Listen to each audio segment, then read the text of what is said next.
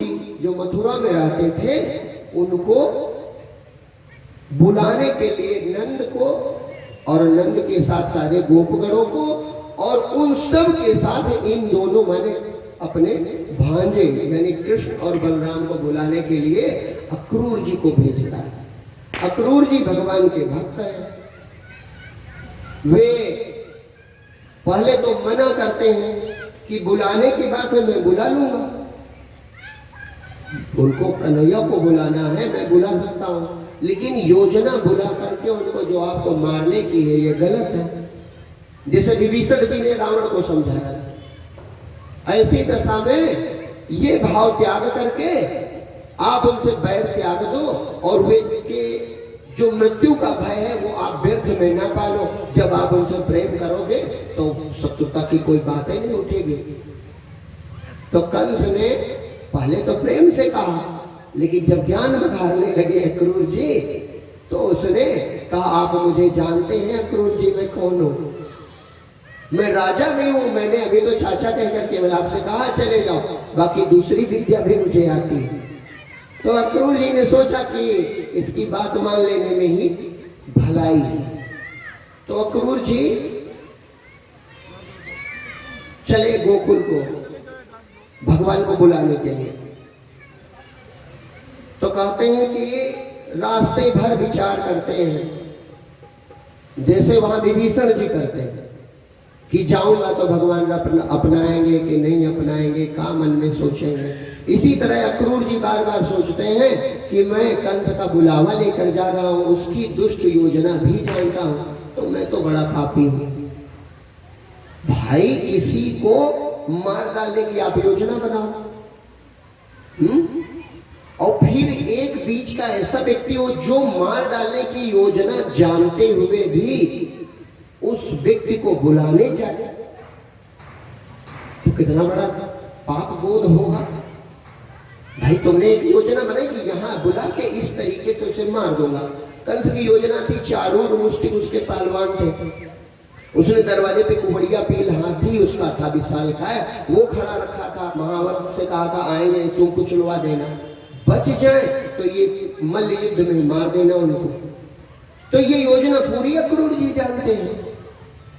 तो अक्रूर जी को बार बार अपराध बोध होता है, बार बार मन में ग्लानि होती है कि देखो भगवान तो अंतर्यामी है, मैं जानता हूं कन्हैया अवतार है भगवान के, तो वो तो सब जान ही जाएंगे।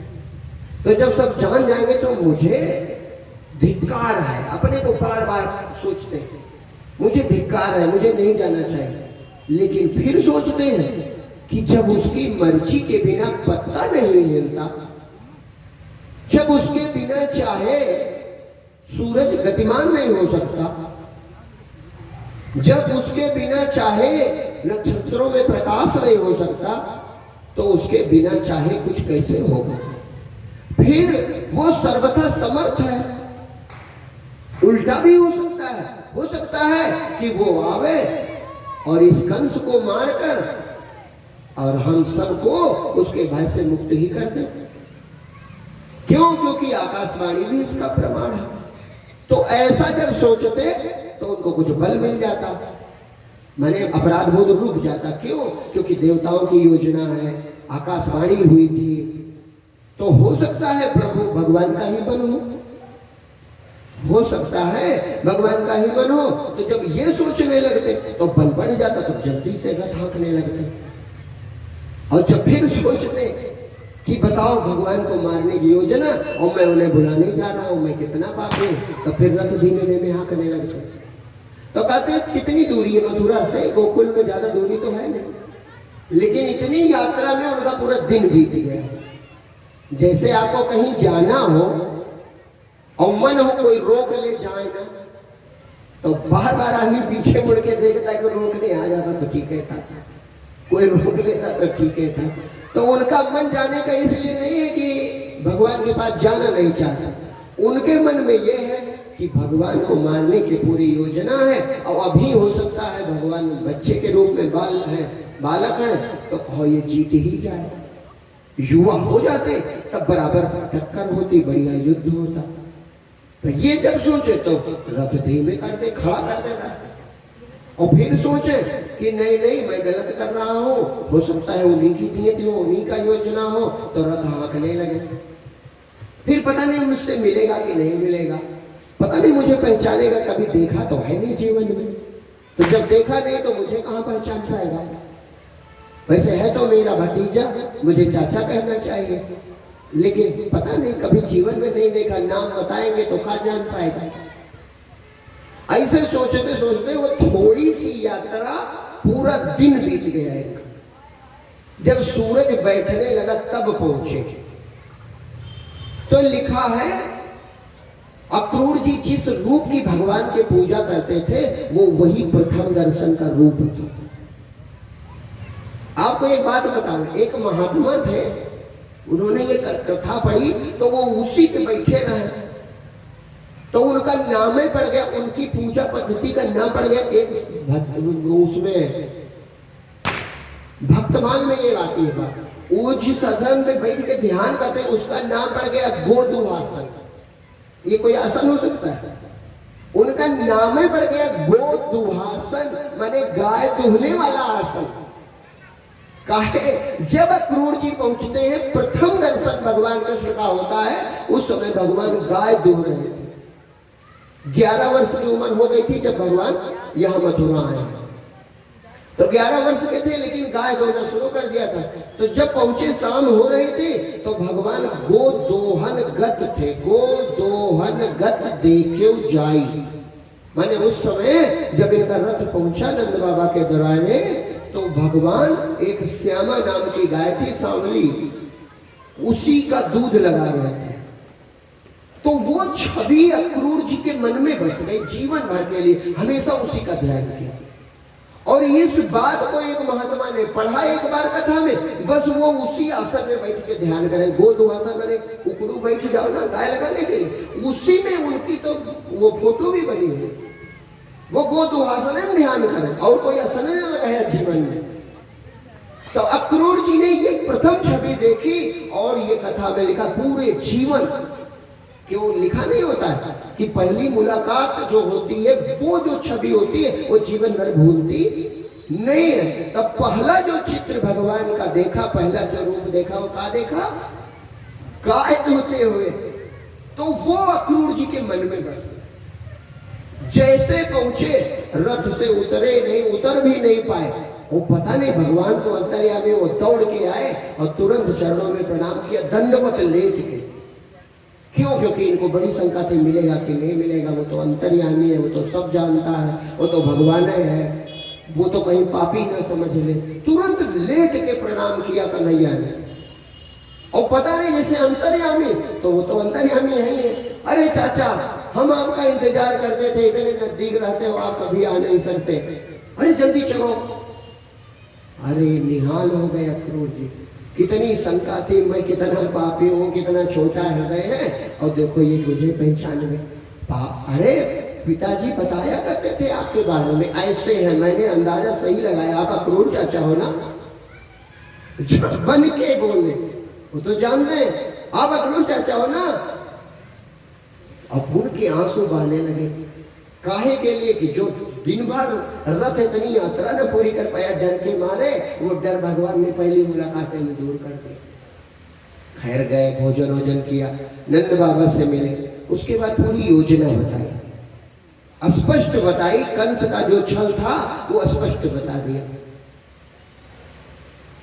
वो कहे कि कंस की भैया ये योजना है, और उसने आपके दोनों बेटों को जरूर बुलाया। फिर अक्रूर जी ने कहा नंद बाबा से कि भैया नंद, एक काम करते हैं, सारे ग्वाल चले, मैं भी चलूंगा, और वहां चलो, इन दोनों को न ले चलो, ये भी बहुत छोटे हैं, और वो चाणूर मुष्टिक बहुत बड़े पहलवान हैं, तो मार ही देंगे, ऐसी दशा में इनको न ले चलो, बदले में वो जो सजा देगा हम सब सह लेंगे।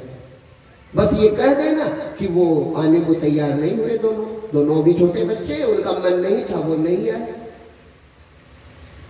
तो जब ये कह रहे थे, कौन? नंद बाबा से अक्रूर जी, जैसे बड़े सलाह करते हैं, 11 बजे रात में बड़े लोग सलाह करते हैं, और बच्चा सुन लिया, तो कन्हैया जैसे सुन ही रहे थे भगवान, अब ये सुन गए तो वहां नहीं गए। जब सुबह हुई बस जिद कर दी, हम जरूर चलेंगे उत्सव देखने, हमने सुना है मथुरा धनुष से कि हम जरूर चलेंगे, जरूर चलेंगे, हम रुक ही नहीं सकते। अब वो समझ, जबकि इन्हीं को लेने आए थे, तो अक्रूर जी समझावे नंद बाबा, अरे फिर चलना, थोड़ा बड़े हो जाओ, फिर चलना, अभी मत चलो, कल नहीं हम चलेंगे, हम धनुष योग देखने जाएंगे। जैसे छोटा बच्चा जिद कर देता। तो अक्रूर जी ने, नंद बाबा ने, उपनंद एक थे बड़े ग्वाल, उनको बुलाया, सब विचार किए, बैठ के विचारे। अब इसमें दोपहर होने लगी, सब विचार किए क्या किया जाए। तो सबने कहा कि ये कन्हैया साधारण नहीं है, पूतना 6 योजन में शरीर था, उसको मार दिया। अघासुर इतना बड़ा अजगर था, उसे मार दिया। केसी का वध कर दिया, कालिया का दमन कर दिया। अरे और तो और, गोवर्धन पर्वत जो 7 दिन उंगली पे रोके रहे, उससे चाणूरमुष्टि का कौन डर है। देखने में तो छोटा है, लेकिन इसके बल की कोई सीमा नहीं है। अब नंद बाबा यशोदा कहा माने, जिसका बेटा होता उसे डरे लगा करता है। उन्होंने कहा अरे तुम कहो, हमारा कन्हैया छोटा हो गया होगा किसी तरह। गोवर्धन तो सबने लाठी लगाई थी, कहा भूल गए, सबके डंडे लगे तब रुका था। माँ का न चला न जाए, जो सजा होगी देखा जाएगा। तो अक्रूर जी ने भी कहा कि हो सकता है यही नियति हो, उनकी शक्ति पे हमें संशय नहीं करना चाहिए, हो सकता है उल्टा ही हो, इसलिए चिंता न कर। तो कहते हैं फिर अगले दिन वही वृषभ रथ, माने अपने यहाँ बैलगाड़ी, वृषभ रथों पर बैठ करके सब चले, और सबके साथ कृष्ण और बलराम भी चले। और आपको बताएं कि 11 वर्ष की उम्र में ये जो मथुरा जाना हुआ, मथुरा से वृंदावन की दूरी कितनी है? 6-7 किलोमीटर, 10 होगी, इससे ज्यादा तो है नहीं। कितनी होगी?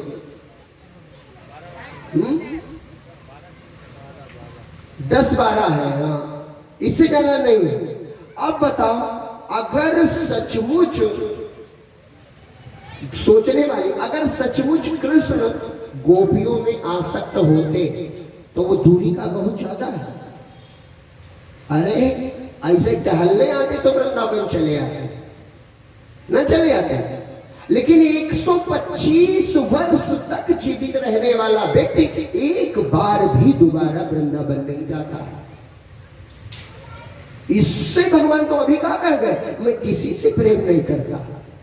प्रेम तब करे जब कोई दूसरा हो।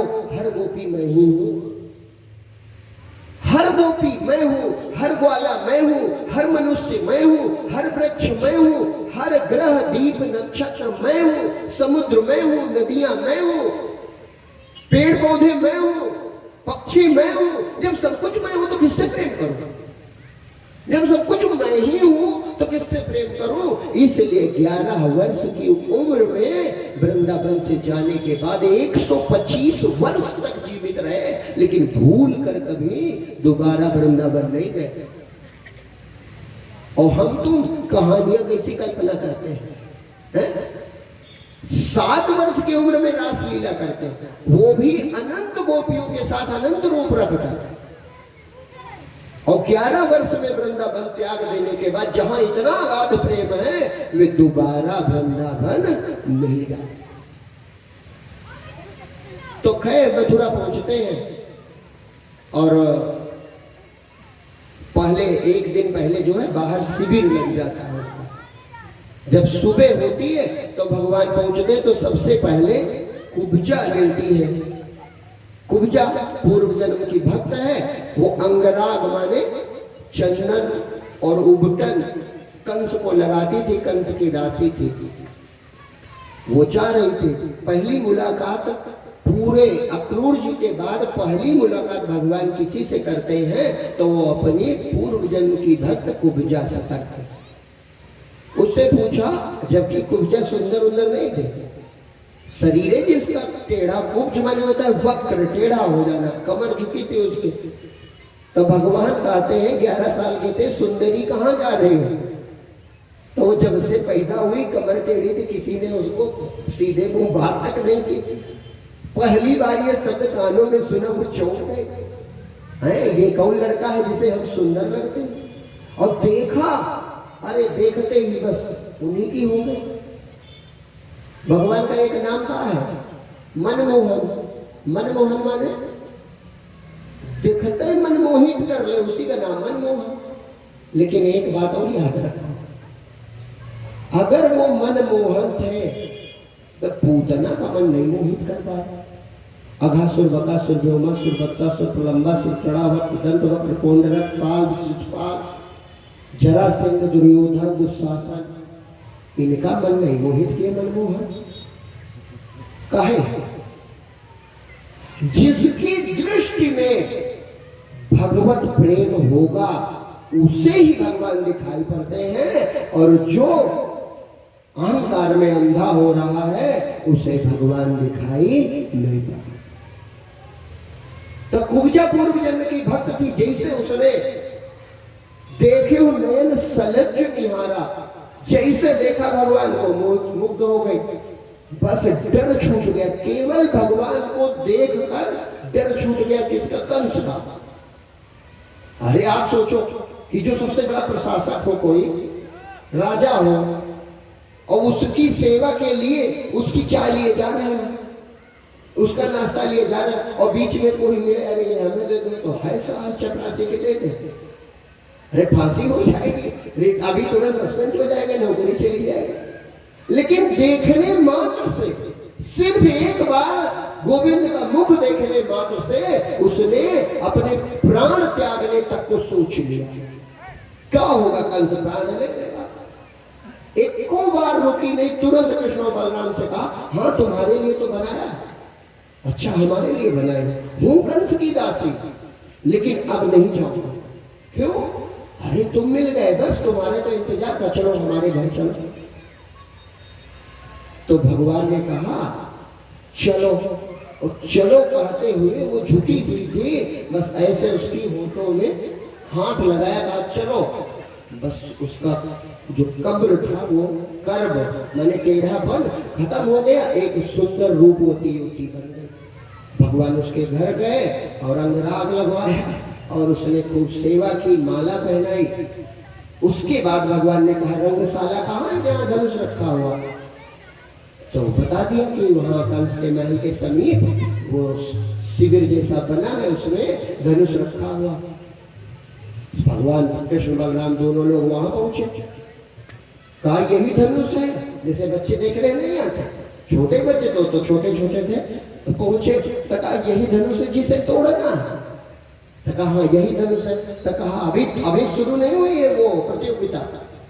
तो कहा अच्छा प्रतियोगिता कब होगी? कहा अरे अभी राजे महाराजे आएंगे तब शुरुआत होगी। तो कहा देखे कितना गरु है। तो बलराम जी से कहा कि भैया देखो कितना गरु। तो कहा कन्हैया हमारे लायक नहीं, तुम देखो कितना गरु। और भगवान ने उठा लिया, और जैसे उठाया सैनिक दौड़े, अरे ये क्या कर रहे हो, ये क्या कर रहे हो। जब तक दौड़े तब तक उसी धनुष से उठाया था, बस उधर घुमा दिया, 2 टुकड़े हो गए, सैनिक भी खत्म। अब वो सब दौड़े, कहा वो रंगशाला योजना कंस से कहा तुम्हारी धरी रहेगी। कहा है, कहा वो तो सब शुरू नहीं हुआ था, वो दोनों भाई आए और उन्होंने 2 टुकड़े कर दिए, एक वो लिए, और दोनों बढ़िया कंधे पे रखे निकल पड़े। जैसे लाठी रखे हो या गदा रखे हो, इसी तरह आधा आधा धनुष कंधे पे रख के चल पड़े। अब अगली योजना, जितनी योजना है भगवान कृष्ण में और भगवान राम में यही एक अंतर है, वो कोई काम करते हैं तो मर्यादा में रह के करते हैं, और ये कोई काम करते हैं तो तुरंत करते हैं। ये कोई योजना नहीं बनाते, बस आगे बढ़े तो कुबलिया पेड़ नाम का हाथी था, महावत, उसके 10,000 हाथियों की ताकत थी। महावत बैठा था उस पर, पीलवान जिसे कहा जाता है। बस उसने जैसे इन दोनों भाइयों को देखा उधर बढ़ा दिया। तो कहते हैं कि भगवान ने उसकी सूंड पकड़ी, और सूंड पकड़ के हवा में ऐसे घुमाया जैसे लड़के दीपावली में पहले रस्सी में आग भर के उठा घुमाते थे, बलाती बनेठी। तो कहा जैसे बच्चे दीपावली में बनेठी घुमाते हैं वैसे कुमलिया पेड़ हाथी को सूंड पकड़ के घुमाया और एक कई बार पटका, बस उसके प्राणांत हो गए। अब धनुष वाला हथियार फेंक दिया, एक एक दांत तोड़ लिया, उसे ले लिया और फिर आगे। अब इधर वाली खबर पहुंची, वो धनुष वाली पहुंची थी कंस तक। इतनी देर में पता चला कि अरे वो और आगे आगे कुमलिया को भी मार दिया। अब आप सोचो, जिसकी योजनाएं फटाफट खत्म हो रही हो वो कितनी योजना करके तैयार बैठा था, अब उसकी समझना इतनी देर में आ गए। कहा यहीं पर वो होगी क्या, कुश्ती होने वाली सुना। कहा हाँ। तो कहा पहलवान लोग कहाँ। कंस ने देखा, कहा जल्दी करो, चाड़ूर मुष्टि का फटाक से पहुंच जाओ, नहीं तो यहाँ भी जल्दी कर देंगे, कहीं दूसरे को ही मारने लगे। फटाफट वो पहुंच गए। बस उद्घोषक पहुंच गया। उसने कहा सारे इतनी देर में, हाँ जब ये घटना हो गई इतनी देर में नंद बाबा और सारे ग्वाल बाल वो हाहाकार मच गया पूरी मथुरा में कि वो तो धनुष भी तोड़ दिए, हाथी भी मार दिए, सब दौड़ दौड़ के आने, पूरा भर गया। वो जो अखाड़ा था जहाँ कुश्ती होनी थी, सब चारों तरफ देखने वाले बैठ गए। तो उद्घोषण ने उद्घोषणा कर दी कि चारूर के साथ कृष्ण भगवान और मुष्टि के साथ बलराम जी की कुश्ती होगी।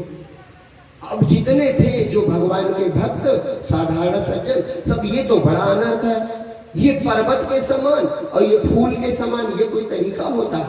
कुश्ती होती देखो तौल के होती 65 किलो वर्ग, 85 किलो वर्ग, 50 किलो वर्ग, बराबर बराबर वजन में होती है। अरे 2-4 किलो का अंतर चल सकता, होती कि नहीं, आज भी ऐसे होता है। तो जो सज्जन थे सब ये अनर्थ भाई बड़ा गलत है, इन्हीं के वजन वाले पहलवान लाओ, ये खेल है, कोई दुश्मनी थोड़ा है। तो कुछ ये कहने लगे। अब कुछ जो जानते थे कंस का आदेश से चलने वाला नहीं है, वो क्या कहने लगे, वो कहने लगे चिंता ना करो, ये जो नीला वाला है इसने पर्वत उठाया है और 1-2 दिन नहीं 7 दिन, उससे बड़ा तो शरीर इनका है नहीं, है जरूर पर्वत आकार, लेकिन ये जो छोटा वाला है नीला वाला इसने पर्वत उठाया है। तो दूसरे ने कहा ये जो दूसरा वाला है इसकी भी हल में बड़ी ताकत है, ये मूसल घुमाता है, ये भी कमजोर न जानो, और दूध पीता है, दूध इनके यहाँ मोहल्ले में होता है। तो कुछ भगवान के पराक्रम की चर्चा करें और कुछ डरे कि इतने बड़े ताकतवर इनके साथ का हो। कुछ जो है वे भगवान देखे कि ये तो परमात्मा है, इन्होंने जो इतने 11 वर्षों में कार्य किए हैं ये कोई मनुष्य कर ही नहीं सकता। इन्होंने इंद्र का मान मर्दन तक किया है, इनके चरणों में ब्रह्मा आकर प्रणाम करके लौट गए, इनके उत्सव करने के लिए स्वयं स्वर्ग से कामधेनु आई थी, इन्होंने कालिया नाग का मान मर्दन किया है, इन्होंने अघासुर, बकासुर, व्योमासुर, वत्सासुर, प्रलंबासुर, तृणावर्त जैसे महाबलियों को पल में मार दिया है। तो वे भगवान का रूप देखे, खूब प्रसन्न हो भगवान को देख। तो 3 तरीके के वहां लोग थे, एक जो कह रहे थे अनर्थ हो रहा है, एक जो प्रेम करते थे कि किसी तरह कुश्ती रुक जाए, और तीसरे वो जो भगवत महिमा जानते थे, जो केवल बड़े मगन होकर देख रहे थे, वो जानते थे कि इनको देर नहीं लगी।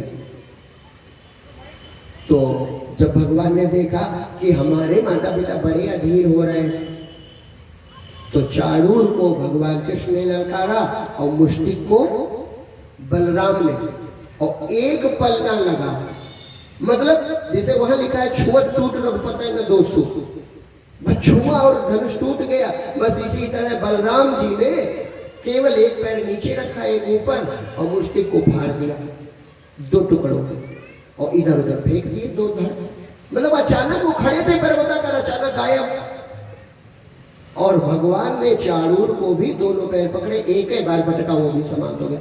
ये देखकर यही उसका बल था, कंस का सबसे बड़ा, कंस पराजित हो गए, हृदय से हार गया, थक गया एकदम से।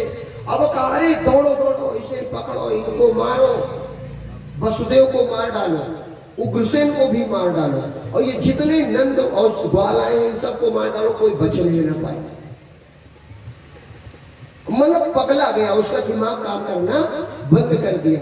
तो भगवान ने सोचा अगर थोड़ा टाइम हम देर करेंगे तो हो सकता है हमारे किसी परिजन को अहित हो जाए। मुझे तो नहीं कोई मार सकता, लेकिन नंद बाबा है, हमारे उपनंद चाचा हैं, अक्रूर चाचा हैं, और जेल में तो हमारे वो पिताजी हैं, हमारे नाना है, किसी की हानि हो सकती है, तो देर करना ठीक है। तब भगवान नियम से, राम भगवान नियम से लड़ते थे और ये बेनियम, बस एक छलांग मारी और अखाड़े से उसके सिंहासन पे पहुंच गए और कुछ नहीं किया, सीधे उठाया और अखाड़े में फेंक दिया और कंस गिरा और ऊपर से, यही से भागवत जो मैं कह रहा हूं यही लिखा हुआ, ऊपर से कूदे और ये घुटना दाहिना उसके सीने पे रख दिया। इतने में कंस के प्राण चले गए। बोले सच्चिदानंद भगवान की जय। इस प्रकार से भगवान ने पल मात्र में कंस वध कर दिया। कोई बहुत बड़ा काम, रावण वध में भगवान ने योजना बनाई थी, लेकिन कंस को भगवान ने पलक झपकते मारा। उसके बाद सबसे पहले कारागार पहुंचे, अपने माता पिता वसुदेव जी को और देवकी जी को मुक्त किया, उग्रसेन जी को मुक्त कराया और उग्रसेन जी को ला करके मथुरा के सिंहासन पर विराजमान किया, उनका अभिषेक करवाया। और फिर जब 2-3 दिन बीत गए तो अब सब सच्चे माता पिता मिल गए, तो जो ज्यादा सच्चे थे उनका त्याग करना पड़ा। यहां से कथा बड़ी अद्भुत हो जाती। सब हो गया, सब कुछ अच्छा हो गया। 2-4 दिन बीत गए मथुरा में, तो नंद बाबा गर्गाचार्य द्वारा ये जान चुके थे कि ये जो लड़का है दूसरा वाला बलराम, ये तो वसुदेव जी का है, लेकिन यह भी हमारा नहीं है। अब अचानक बहुत बड़ी संपत्ति, जिसके प्राणों की रक्षा के लिए पूरा वृंदावन के ग्वाल 2 दिन से वहां का बताया था, जब अक्रूर जी गए थे, योजना बना रहे थे,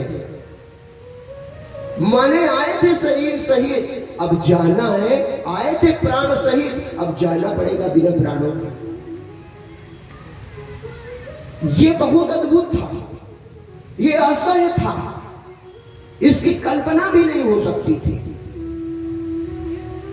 जिनकी रक्षा करने लेकर आए थे उन्हीं को गंवाना पड़ गया।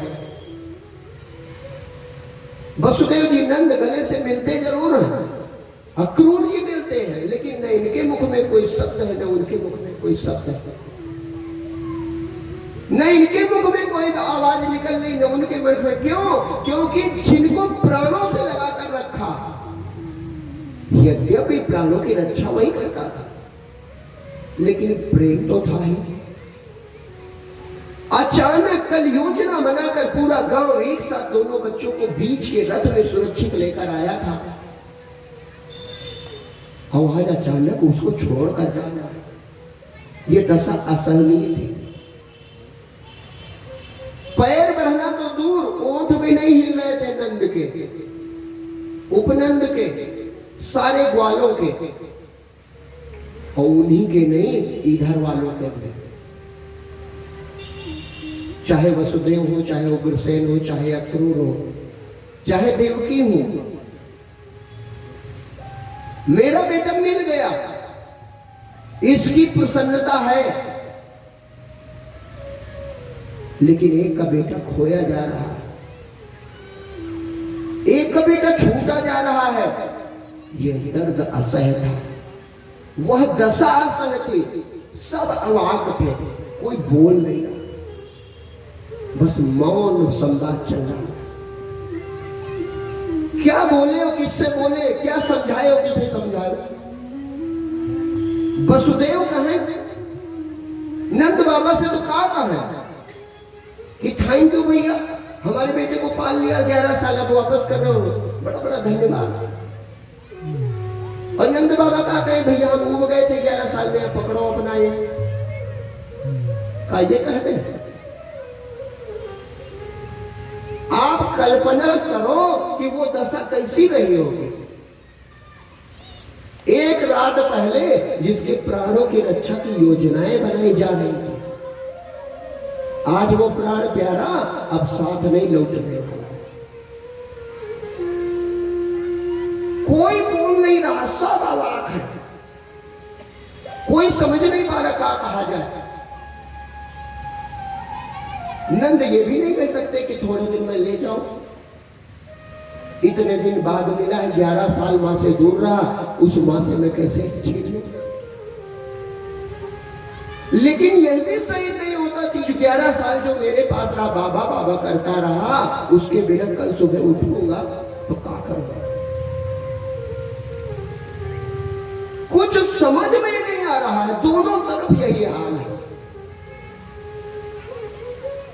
तो गोविंद ने सोचा कि ये सभा टूटेगी नहीं, ये मूर्तियां हिले डुलेंगी नहीं,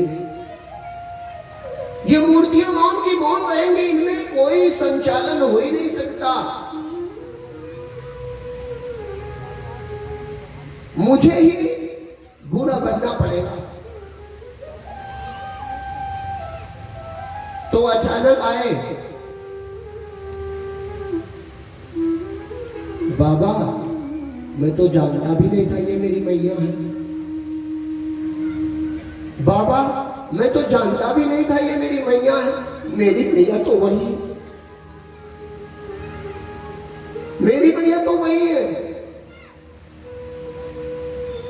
अब ये मुझे छोड़ दे रही तो क्या करूं। तो बाबा तुम जाओ और मैया से कहना मैं बहुत जल्दी आऊंगा। वह झूठ भी जो किसी की प्राणों की रक्षा करे बोलना चाहिए। वह झूठ नहीं होता जो किसी के प्राण बचा ले। बाबा, मैं नहीं जानता था, मेरी मैया वही है, तुम ही मेरे बाबा हो। लेकिन इन्हें देखो कितना रो रही है, इनकी तरफ देखो कितना रो रही है। तुम भी कहते हो यही मेरी मैया है, तो थोड़ा इनके पास रह लो, थोड़ा रह लो, फिर आऊंगा। बाबा तुम जाओ, जाने मैया अकेली होगी और चिंता न करना, मैं तुम्हारा ही हूं, तो तुम्हारा ही रहूंगा। नंद का लाला कहा जाऊंगा,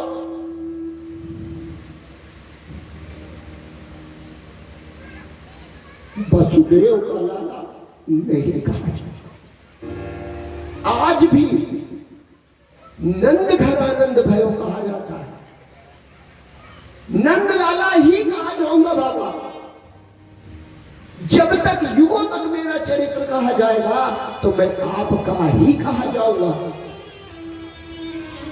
मेरे पिता ये जरूर है, लेकिन बेटा मैं आपका ही। मेरी मां जन्म देने वाली ये जरूर है, लेकिन मेरी मैया तो वही है। इनके लिए थोड़े देर रुक जाता हूं। देखो कितना रो रही है, ये इतना रो रही है, इसलिए थोड़ा रुक जाता हूं। अब बाबा तुम जाओ, चले जाओ बाबा, मैया अकेली होगी। अब वो तो मायापति है, जैसा चाहे वैसा करे। हम सब कठपुतली हैं, वो जैसा चाहेगा वैसा नचाएगा। तुम उसके विपरीत नाच ही नहीं सकते। जब उसने सोच लिया तो जाना पड़ा। तो ये जो कथा है, हमें लगता है इससे ज्यादा हृदय छूने वाली कथा दूसरी नहीं। खैर, भगवान के ऐसा समझाने पे नंद बाबा सारे ग्वाल लौटते हैं, लेकिन वैसे जैसे कोई जुआरी सब कुछ हार के लौट रहा है। लौट तो रहा है, लेकिन सब पीछे छूट गया है, सब कुछ पीछे छूट गया, बस खाली हाथ लौट रहा है। ये दशा बड़ी अनोखी थी, बहुत अनोखी दशा थी किस तरह नंद बाबा अपने घर तक जाते हैं वो यात्रा का वर्णन असंभव है। एक प्रार्थना बोल दी जाए फिर आगे की कथा कही जाए, नहीं तो ये भाव टूटने वाला नहीं। कि तन मन तुम्ही हो जीवन, तन मन तुम्ही हो जीवन, तुम प्राण हो हमारे। तन मन तुम्ही हो जीवन, तुम प्राण हो हमारे। तन मन तुम्ही हो जीवन, तुम प्राण हो हमारे। तन मन तुम्ही हो जीवन, तुम प्राण हो हमारे।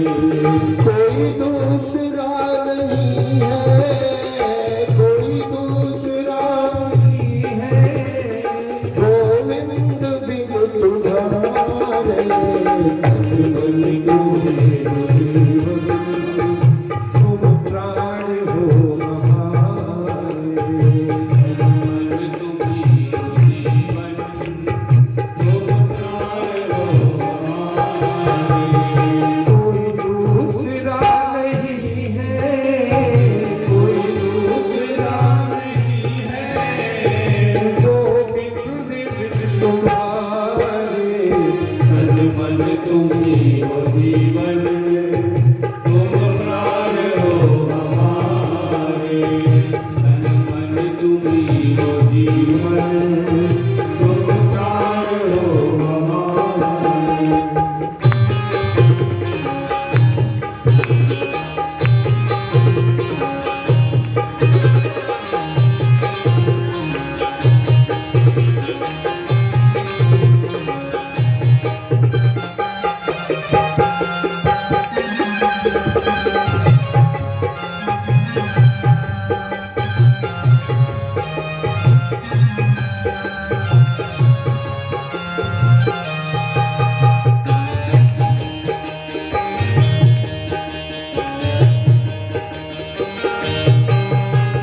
तुम ही हो बंधुदारा, तुम हो जहाँ हमारा।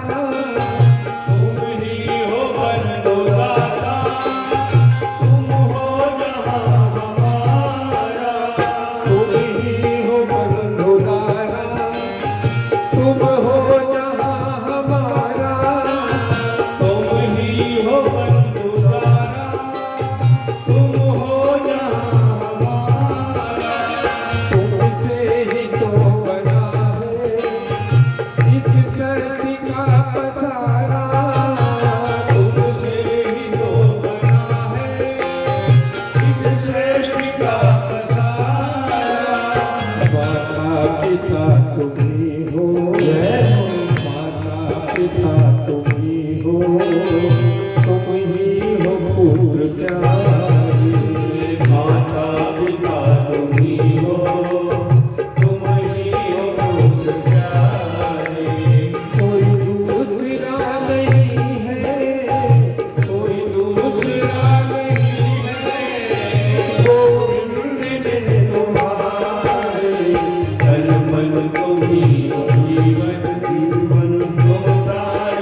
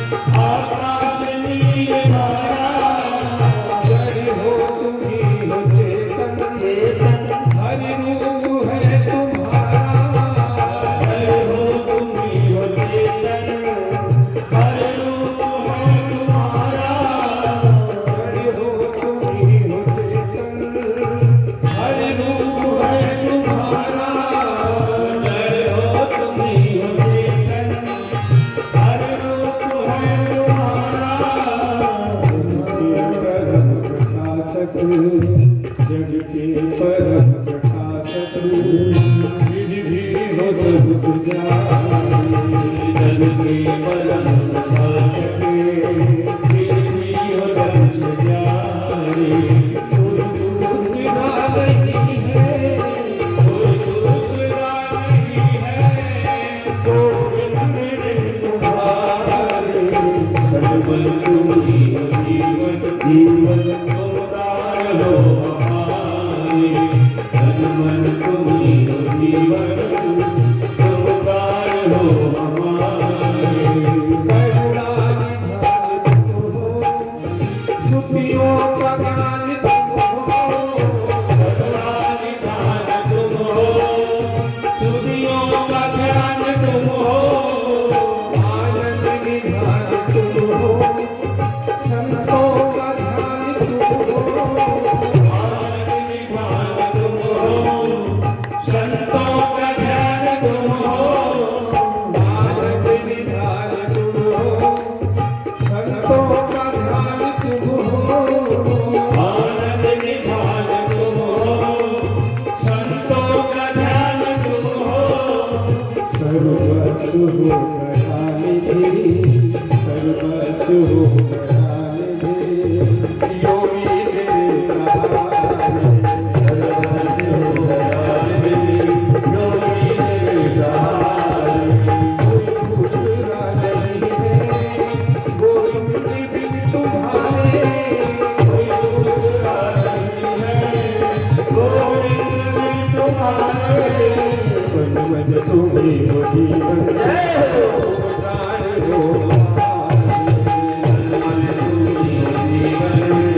तुमदार हो हमारे।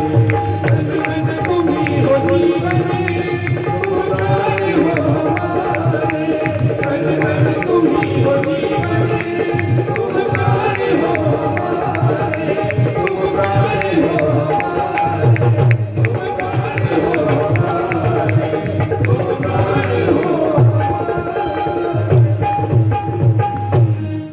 तनवन तुम्ही हो जीवन, तुम प्राण हो हमारे। कोई दूसरा नहीं है गोविंद भी। केवल इतना जान जाना ही पूरा ज्ञान है। ये जान जाओ बस काम बन जाए। तो कहते हैं थोड़े दिन बाद जो है यहाँ मथुरा में भगवान के नए दोस्त बने, नए साथी बने। उनमें छोटे भाई लगते थे उद्धव जी। वो भगवान से बहुत प्रेम करते थे, लेकिन ये घटना ऐसी थी जिसे सहन कर पाना सबके बस की तो बात होगी। तो कहते हैं एक दिन भगवान अपने महल की छत पर खड़े दोपहर में रो रहे थे। एक दिन दोपहर में छत पर खड़े महल की अकेले रो रहे थे। तो उद्धव जी पहुंच गए। तो उन्होंने कहा कि काहे रो रहे हो भैया? तो कहा कुछ नहीं, जहां रहे आज तक उसकी याद आ रही थी। यशोदा मैया की, नंद बाबा की, अपने तमाम साथियों की, हमारे साथ रास में रही गोपियां, हमारी हमेशा सेवा की उनकी, इन सबकी याद आ रही थी। तो क्या कहें, वो हृदय की पीड़ा दिखा नहीं सकते, इसीलिए आंसू निकल आए होंगे। क्यों? क्योंकि हृदय की पीड़ा तो आग जैसी होती है, दिखती तो है नहीं। प्रेम का जो विरह होता है, कबीर ने लिखा हृदय भीतर दौ बल। प्रेम में अगर प्रेमास्पद से दूर है तो क्या चैन मिलता है? हृदय भीतर दौ बल है, धुआं न प्रगट हुए, जाके लागी सो लखे, या जाहि लगाई सोए। तो कहते हैं भगवान ने कहा कि बस उनकी याद आ रही है तो आंसू निकल आए होंगे। अब उद्धव बहुत प्रेम करते थे, उनका नया नया प्रेम था, अभी थोड़े दिन हुए शुरू किए थे। बिछड़ा हुआ भाई मिला था, प्रेम इनका भी अगाध था। अरे कन्हैया तुम रोया न करो और वहां मत जाना, हम सबको छोड़कर, यहाँ तुम्हारी असली वाली मैया है। कहा उद्धव भैया ये ना कहा करो, जो संग बसे ते ही सगना तो। सगा भाई आपका हो, अमेरिका में रहता हो, कुछ दिनों बाद प्रेम कम हो जाए, और जिससे पहचानते ना हो वो तुम्हारे साथ पड़ोस में रहता हो, वो सगे भाई जैसा हो जाता है। ये सिद्धांत है, इसे आप चुटला नहीं सकते। तो जे संग बसे ते ही सगना तो। भैया उधो ये न कहा करो असली मां नकली मां। तुम कहा जानो वहां कहा था, तुम कहा जानो वहां कहा था। इतनी टाइम कार हो रहा होगा, जानते हो क्या हो रहा होगा? इतनी टाइम गोपियां बन के अंदर हमारे हमको याद करके यमुना जी के तट पे रो रही, और कार्य हो रहा होगा। नंद बाबा आज कहीं गए नहीं होंगे, उपनंद चाचा भी कहीं नहीं गए होंगे, केवल हमारी बातें चल रही होंगी। और हम क्या बताएं, उधो जितनी धेनु मैया है वहां, वो भी ठीक से घास नहीं चल रही होंगी, क्योंकि हमें देख कर ही चलती थी वे घास। कभी कभी तो वो तब तक खड़ी रहती थी जब तक मैं बांसुरी न बजाने लगा। जब मैं बांसुरी बजाता तभी वे गाय घास खाती थी। उधो जी ने कहा चिंता न करो, मैं जा रहा हूं ब्रज, और सबको तुम्हारा संदेशा दे आऊंगा, और खूब अच्छे से समझाऊंगा सबको। और केवल समझाऊंगा ही नहीं, सबको मैं ब्रह्मबोध करा दूंगा। जो सबका आत्मा सबके पास है, वही तो तुम हो, वही तो हम है, वही तो नंद बाबा है, वही तो गोपियां है। तो डरे का है, रोवे का है? भगवान समझ गए कि ये जो है अधजल गगरी छलक रही है। तो कहा अच्छा वो तो भैया ऐसा कर सकते हो? कहा हाँ। तो कहा जाओ, फिर तुम चले ही जाओ, रथ ले लो और सुबह ही कल निकल जाओ। तो कहते हैं कि रथ पर बैठ कर और उधो जी चले। तो वृंदावन में पहले भगवान गोकुल में रहते थे, फिर उत्पाद देकर वृंदावन आ गए थे। तो वृंदावन में चारों तरफ वन था, और बीच में ये इनके सबके घर बने हुए थे। तो घरों से पहले वन पड़ता था, तो इनका रथ नंद बाबा के घर पहुंचने से पहले वन होकर जाना था। और वहां सारी गोपियां इकट्ठा और भगवान की लीलाएं खेल रही थी। कोई अपना वो अचला टांग दे, आज जो क्या कहा जाए दुपट्टा, और दूसरी उसमें उंगली लगावे, और फिर कहे देखो ब्रजवासियों चिंता न करो, और इंद्र से न डरो, इसके नीचे आ जाओ, गोवर्धन के नीचे आ जाओ। कोई कुछ करे, माने भगवान की लीलाएं खेल रही। अब उधो जी गए तो पहले तो ये देखते रहे कि ये क्या हो रहा है। रो तो इनको नहीं रही है, और सब भगवान की लीला खेल रही है। और कन्हैया तो कहता था बहुत याद करती है। इतने में आगे बढ़े तो जो वो सबसे मुख्य वाली गोपी थी, यही लिखा है वहां भी, नाम नहीं लिखा कि राधा, लिखा जो सबसे मुख्य वाली गोपी थी, उसके पैरों के समीप एक भौरा आ गया। तो भौरे को देखा, हाँ, और उधो जी जब मिले तो उधो जी का चेहरा, उनकी बनावट, उनके कपड़े बिल्कुल कन्हैया जी से। तो दूर से उन्हें लगा कन्हैया ही आ गया होगा। नजदीक आए तो कहा आप कौन हो? कहा हम उधो। तो कहा डुप्लीकेट आप क्यों आ गए? तो कहा अरे हम उनका संदेशा लेके आए, हम उनके छोटे भाई हैं। तो कहा हाँ हाँ, हमें संदेशे की कोई जरूरत नहीं, हम तुमसे बात नहीं करते। तो उधर भौरे की तरफ देखा, और भौरे की तरफ देखते हुए 4 अध्यायों में गोपियां केवल भगवान को बुरा भला कहती रही। इसका नाम है भ्रमर गीत। भागवत जी में बहुत प्रसिद्ध भ्रमर गीत। तो उसमें क्या कहते हैं वो? कहते हैं तुम अपने को मित्र कहता है ना, तो भौरा भी बहुत काला होता है, और भगवान कृष्ण भी काले ही है। तो कहते हैं जस तव बदन तई सो करिया, जैसे तुम बहुत काले हो, इतने काला वो भी है। और तुम्हारा भी बदन नहीं काला, दिल भी बहुत काला है। और उसका भी बदन ही नहीं, दिल भी बहुत काला है। क्योंकि तुम्हारा भी एक फूल से पेट नहीं भरता, 1000 फूलों पे बैठते हो, और उसका भी यही काम है। 1000 उलाहने भगवान को सुनाते रहे, वो तो बेचारे कोने में खड़े सुनते रहे। सुना ही नहीं को रही है, लेकिन उस पैर छू रहे थे। मेरा पैर न छुओ, घोड़ा पैर के पास था, मेरे पैर न छुओ। और मैं मानने वाली नहीं हूं, मैं रूठ गई। और जाके अपने मित्र से कह देना कि मैं नहीं मानूंगी। वो वहां कुब्जा मिल गई ना, वो कुब्जे के साथ रहा है। और कहीं तो लौट के वृंदावन न दिखाई पड़ा, उड़ लेते ही हो तो उड़ते चले जाना। यही लिखा हुआ जो मैं कह रहा हूँ, बस हिंदी में आपको बता रहा हूँ।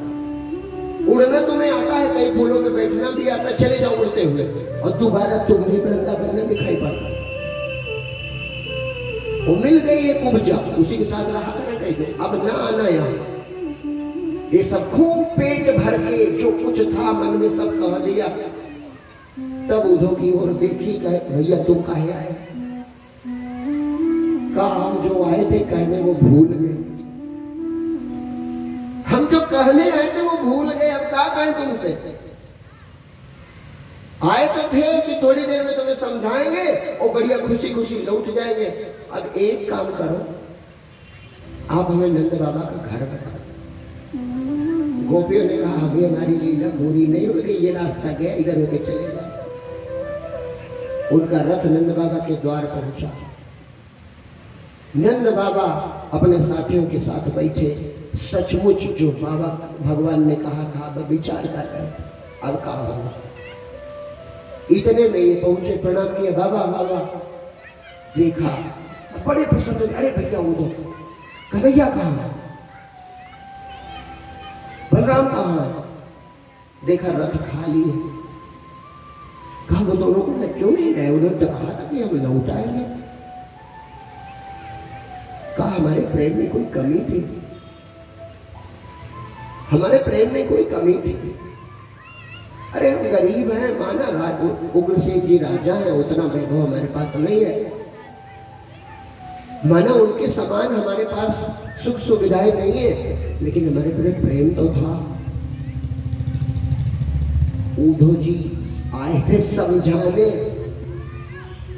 अब बोले तो कहा बोले। इतने में यशोदा जी आ गई। आया हो तो कह दो मैं नहीं बोलूंगी, अभी देखने नहीं आया कि नहीं आया। वो बोलते चला, हलचल सुनी ना, तो हलचल सुनी तो कहा खाते। जैसे जब आदमी का जान जाता मान गए, रूठा हुआ, तो ऐसे बोलता। आया होगा, कह दो मैं नहीं बात करूंगी। जो इतने दिन हमको भूल जाए, महीनों, मैं उससे नहीं बोलती हूँ। और न मैं उसको माखन दूंगी, न मैं उसे भोजन कराऊंगी, न मैं उसकी माँ हूं, वो मेरा कोई नहीं है, मैं उसकी कोई नहीं है।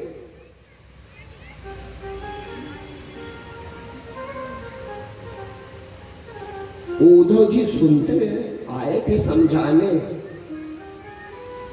आए थे समझाने, और खुद ही समझ रहे। बुद्धि नष्ट हुई जा रही, दिमाग काम करना बंद कर दिया। अभी यशोदा जी ने देखा नहीं है कि कौन आया कौन नहीं, बस वो बातें सुनी ना। कभी कभी उनसे बात ना करे, लौट जाए। महीनों हमको रुलाया, अब ना आवे हमारे पास, जाए उनको नई मां मिल गई ना। नंद बाबा ने कहा पगलाओ ना, वो सचमुच नहीं आएगा, पगलाओ ना ज्यादा, वो सचमुच नहीं आएगा।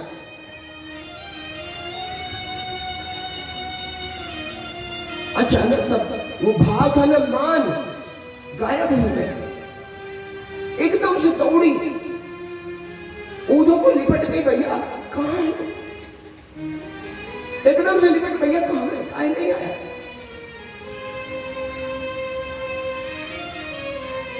उद्धव जी केवल रो रहे हैं, वो कहा बोल रहे, केवल रो रहे हैं। आए थे समझाने, बोलती बंद है, कहते नहीं होश गुम हो जाएंगे। उससे प्रेम का जो प्रवाह है महासागर, उसमें उधर डूब गए।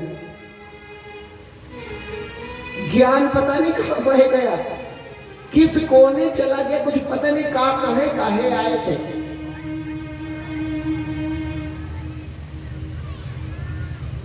खैर सबको प्रणाम करते हैं। आ गए थे तुरंत लौटाने को, और लिखा है कि 1 वर्ष तक ऊधो वृंदावन में रुक गए।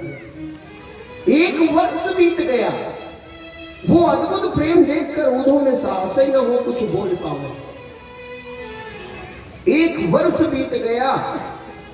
जगह जगह जाए गोपियां बतावे, यहाँ पूतना मारी थी, यहाँ घासुर मारा था, इसी छकरे के नीचे तृणावर्त को मारा था, ये वन है जहाँ धेनुकासुर को मारा था, यही यमुना जी का घाट है जहाँ कालिया के फन पे भगवान नाचे थे, ये गोवर्धन है जिसको भगवान ने उठाया था। उद्धव ये देखते रहे। 1 वर्ष बीत गया। 1 वर्ष बीत गया और कहां गए थे अभी समझा के आ रहे हैं। 1 वर्ष बीत गया, बोल न बोल।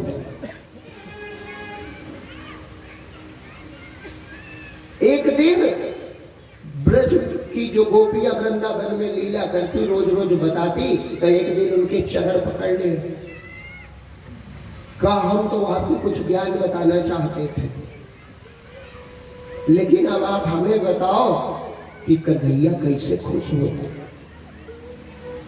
आप हमें बताओ कन्हैया कैसे रीझ जाता है। क्यों बतावे तुमसे, तुम भी जानो। अरे नहीं, ऐसी बात नहीं है। मैं छत पर खड़े होके आपके लिए, आप ब्रजवासियों के लिए उसे रोता देखता हूं, रोज रोता रहता है। मुझे भी बताओ। शायद वही भाव रहा होगा जो किसी ने लिखा है कि ये तो प्रेम की बात है बंदगी तेरे बस की नहीं है। ये तो प्रेम की बात है बंदगी तेरे बस की नहीं है। ये तो प्रेम की बात है बंदगी तेरे बस की नहीं है।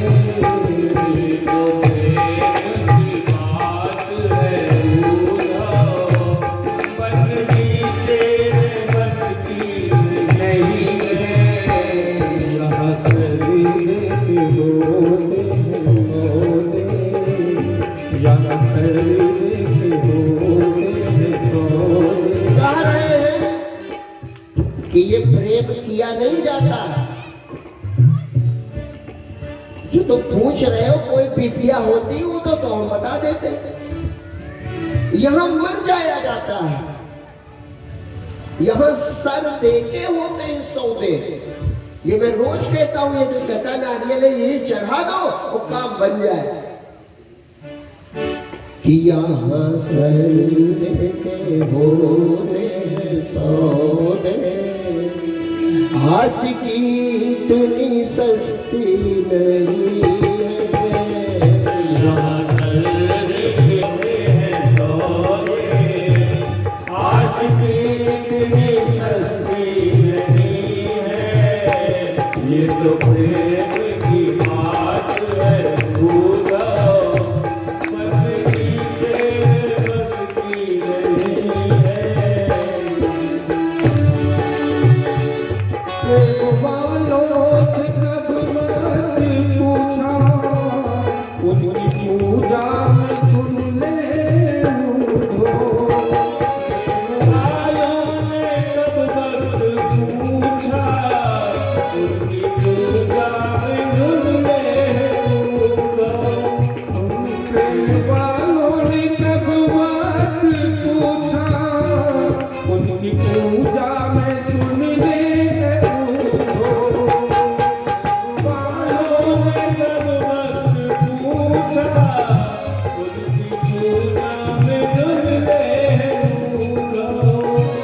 या यहाँ संगम में होती है पूजा, सर झुकाने की फुर्सत नहीं है। यहाँ संगम में होती है पूजा, सर झुकाने की फुर्सत नहीं है। ये तो प्रेम की बात है दूरो, बंदगी से बस की नहीं है। बात है दूरो, बंदगी से बस की नहीं है। प्रेम की बात है दूरो, जो असल में है मस्ती में डूबे, उन्हें क्या परवाह है जिंदगी की। जो असल में है मस्ती में डूबे, उन्हें क्या परवाह है जिंदगी की। जो असल में है मस्ती में डूबे, उन्हें क्या परवाह है जिंदगी की। जो असल में है मस्ती में डूबे, उन्हें क्या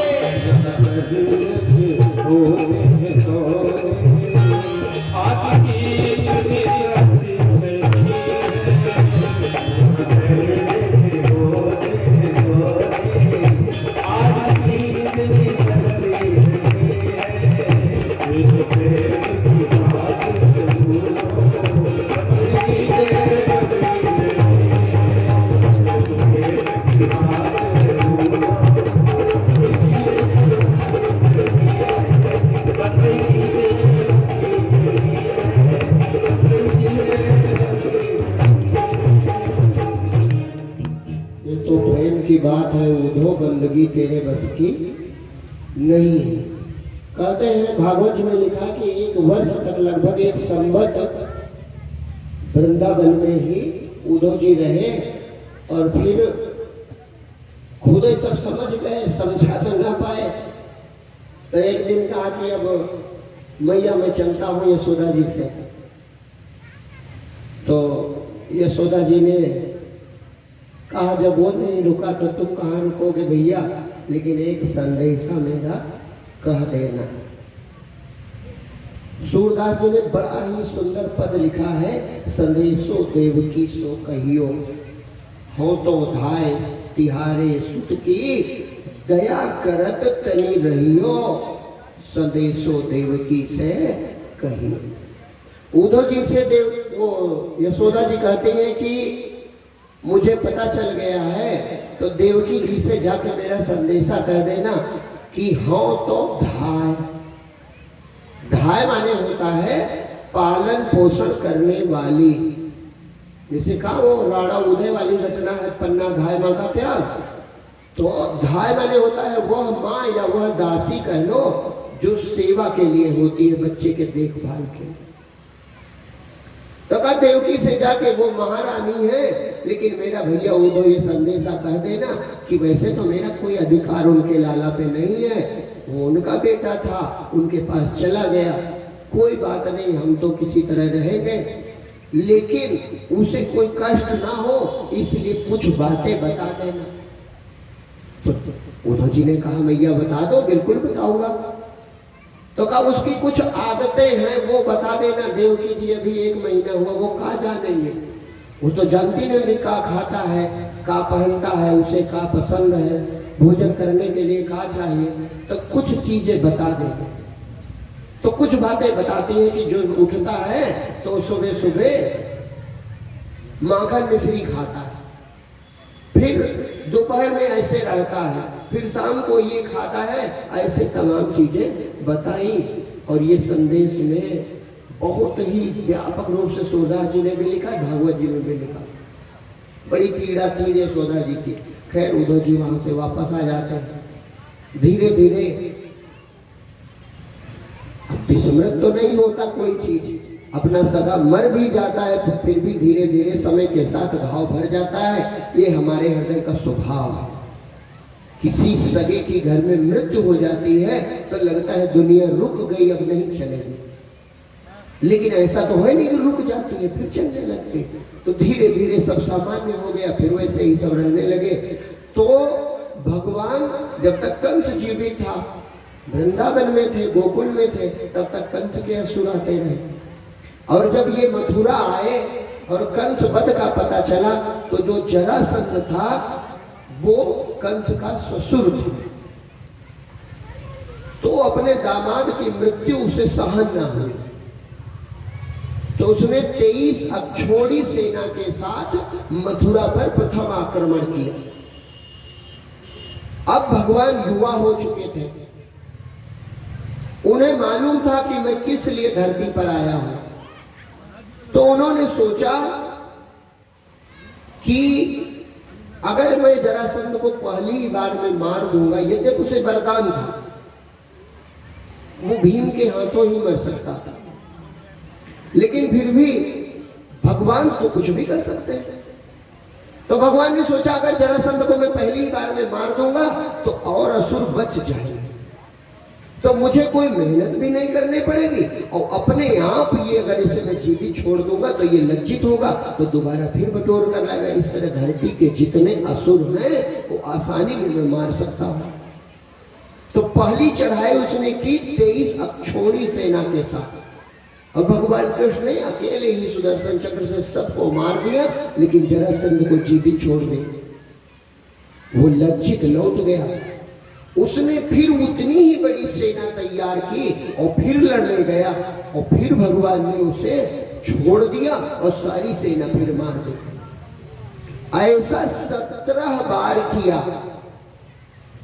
अब एक बात बाद में आपको बता दूं इसमें, कि जो वीर पुरुष होता है वो किसी की हत्या नहीं करता, और जो कायर होता है वो हमेशा हत्या करता है।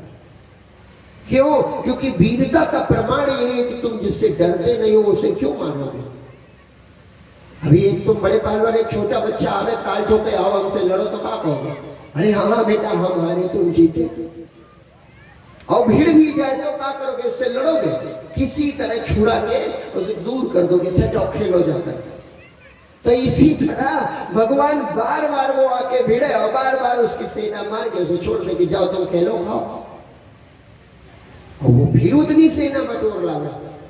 तो इस तरीके से 17 बार उसने मथुरा पर आक्रमण किया और धरती के लगभग 50% जो आसुरी वृत्ति के लोग थे वे समाप्त कर दिए भगवान ने। क्यों? क्योंकि हर बार वो 23 छोड़ी सेना लेके आता था, हर बार भगवान मारते थे। कहते हैं 18वीं बार जब उसने मथुरा पर आक्रमण किया तो उसी दिन एक काल यवन का नाम का राक्षस था, उसने भी मथुरा पे आक्रमण कर दिया इसी जरासंध के बहकावे में आता। अब काल यवन अकेला ही सबको मार सकता था। तो इस योजना में यहां पर भगवान ने अपनी योग माया का प्रयोग किया और कहा काल यवन आज जरासंध चढ़ाई करने वाला है और काल यवन भी सुबह आ जाएगा।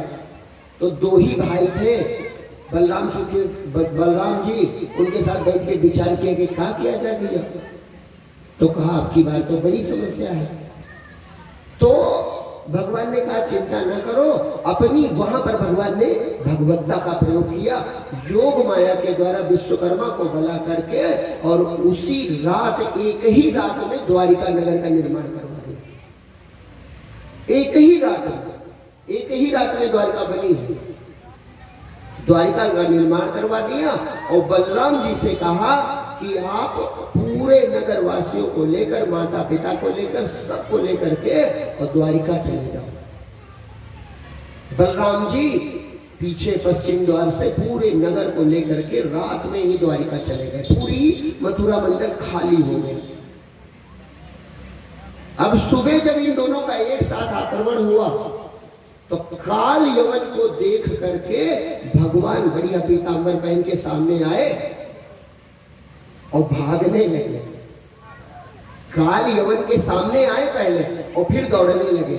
उसी दिन भगवान का कृष्ण का नाम पड़ गया रणछोड़। भगवान का एक नाम है ना रणछोड़। ये इसी घटना से पड़ा। काल यवन पीछे पीछे दौड़ा, भगवान भागे। जरासंध ने देखा नगर में कोई नहीं है तो वो सेना लेकर वापस चला गया, क्योंकि नगर में दीवालें बची थी, कोई था ही नहीं, मथुरा में कोई नहीं था। भगवान अकेले थे तो वो काल यवन के आगे आगे भागते। कहते वो भागते भागते भागते भागते एक गुफा में प्रवेश कर गए। उस गुफा के अंदर सतयुग में देवताओं की देवासुर संग्राम में मदद की थी राजा मुचकुंद ने। तो राजा मुचकुंद देवासुर संग्राम के बाद जब अपने युद्ध विराम हुआ तो देवताओं ने कहा कि राजन कुछ मांग लो। तो कहा मैं नींद चाहता हूं, मैं बहुत थक गया हूं युद्ध करते करते। तो देवताओं ने ऐसा आशीर्वाद दिया कि जाओ तुम, गहरी नींद तुम्हारी अखंड होगी और जो तुम्हें जगा देगा वो तुम्हारे आंखें खोलकर देखते ही भस्म हो जाएगा। ये उसे वरदान था। किसको? राजा मुचकुंद। राजा मुचकुंद जिस गुफा में सतयुग से सो रहे थे। सतयुग बीता, त्रेता युग बीता, द्वापर आ गया, द्वापर का भी समाप्त होने का समय आ गया। इतनी बड़ी निद्रा थी उनकी। सतयुग में बहुत विशालकाय शरीर वाले लोग होते थे। धीरे धीरे आकार उनका मनुष्यों का छोटा होता चला गया। तो भगवान उसी गुफा में प्रवेश कर गए और जब गुफा में गए, अंधेरा था, तो जो वो मुचकुंद लेटे थे उनके ऊपर अपना पीतांबर डाल दिया और अपना पीछे चले गए। अब ये काल यवन राक्षस था, ये पीछे से पहुंचा। इसने देखा कि देखो अंधेरे में आके डर के मारे छुपा लेटा है, बस लात मारी और जैसे लात मारी बस राजा मुचकुंद उठे और उनके आंखों से वो ज्योति निकली, काल यवन जलकर भस्म हो गया। जब काल यवन जलकर भस्म हो गया तो राजा मुचकुंद बाहर आए तो उनका शरीर पर्वत के समान था। इस समय पर्वत छोटे हो गए थे, वे सतयुग के थे, इसलिए उनका शरीर इतना विशाल था। और युगों बीत जाने के कारण उनका शरीर, उनकी रूप जो था वो एकदम पिशाचों जैसा दिखता था। तब भगवान सामने आए तो वहां देवताओं ने कहा था कि भगवान के तुम्हें द्वापर में दर्शन होंगे जब निद्रा टूटेगी। तो जैसे भगवान को देखा मुचकुंद पहचान गए तो वो प्रार्थना करते हैं। वे राजा मुचकुंद की जो प्रार्थना है वो बहुत अद्भुत है। प्रार्थना के एक दो छंद में पढ़ दो। राजा मुचकुंद भगवान कृष्ण की प्रार्थना करते हैं कि हे नाथ हे नाथ सर्वाधार सब संसार तब माया रचाहे। नाथ सर्वाधार सब संसार सब माया रचा। यही साच मानिना नास यस जग मनुज प्रभु को नहीं बचा। साच मानिना नासु अस जग मनुज प्रभु नहीं बचा। माया विमोहित विमुख तुम सन सकल जग पची पची मरे। माया विमोहित विमुख तुम सन सकल जग पति पति मरे। सुख साज लगी ग्रह साज भर मही दिवस ऋषि भौरी भरे। सुख साज लगिया काज भर महि दिवस ऋषि भंवरी परे। यही अवनि दुर्लभ मनुज धन तुम्हारी कृपा नर पावई। यही अवनि दुर्लभ मनुज धन तुम्हारी कृपा धर पावई। यही पाए तुम्हारे भजन दिनु ते आदि जन भगवावई। यही पाए तुम्हारे भजन दिनु ते आदि जन्म गवावई। आपन कहो मैं काह माया नाभ लगी राजु मद। आपन कहु मैं काह माया ना अब लगिला जुमद। बस अंग भर में उभाते रहो नहीं भगति भई कल्याण पद। बस अंग भर में हुमाते कहु नहीं भगति हरि कल्याण पद। करुणा निधान सुजान जानहु सकल तुम सदा कहूँ।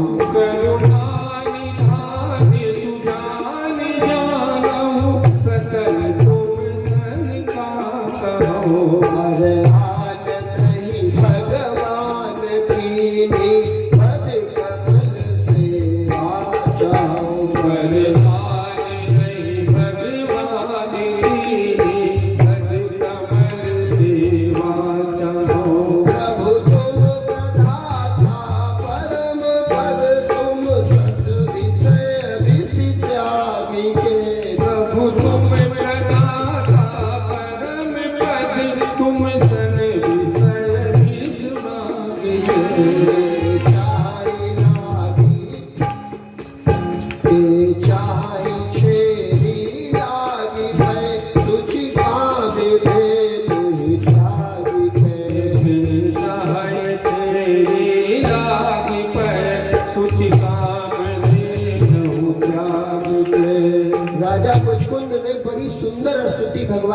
की, कहा प्रभु आपकी कृपा से मनुष्य शरीर मिलता है, लेकिन यह संसार शरीर के पालन पोषण में ही अपना पूरा समय बिता देता है। यद्यपि आपकी कृपा मात्र से शरीरों का पालन पोषण हो जाता है, जैसा कि अन्य पशु पक्षियों का हो जाता है। बुद्धिमान वह है जो मनुष्य शरीर पाकर सिर्फ आपकी भक्ति करे।